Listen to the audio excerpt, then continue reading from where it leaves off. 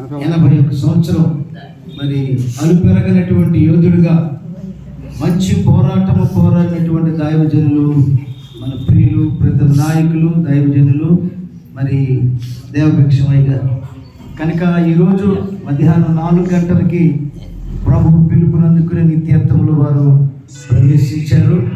దేవుడు మరి అమ్మగారిని, వారి కుటుంబాన్ని, పరిచర్యను దేవుడు ఆదరించి ఏ విధమైనటువంటి ఆటంకాలు లేకుండా మంచిగా ఇంకా పరిచర్య జరగడానికి ప్రభు తన కృపను అనుగ్రహించుగాక.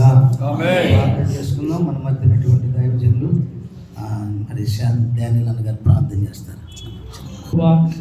మీ దాసులు ఆయన దేవభిక్షమయ్య గారు వారు మంచి పోరాడి ప్రభా తమ పరుగును తుదముట్టించుకున్నారు తండ్రి. నాయన వారి కొరకు నాయన జీవ కిరీటము నాయన మీరు దాచి ఉంచినారు. ఈ రోజున వారికి ధరింపజేసి ఉన్నారు పరలోకంలో ప్రభా. కనుక నాయన మీ దాసులు నడిచినటువంటి ఆ తండ్రి విశ్వాసపు అడుగు జాడలలో మేము కూడా నడవడానికి మాకు నేర్పించండి ప్రభా.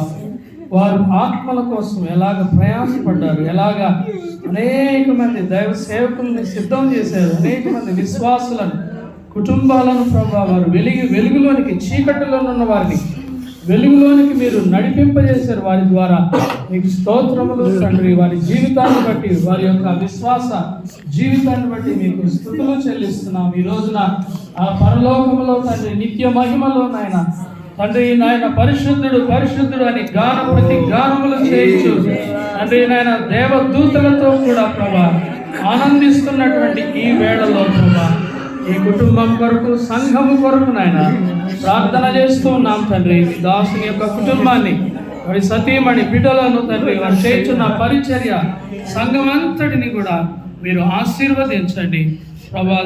ఏ విధమైనటువంటి దుఃఖము కానీ, ఏ విధమైనటువంటి వేదన, హృదయంలో బాధ లేకుండా ప్రభా మీ పరిశుద్ధాత్మ ద్వారా వారికి నాయన ఆదరణ అనుగ్రహించి దీవించుమని యేసు పరిశుద్ధ నామమున అడిగి వేడుచున్నాం తండ్రి.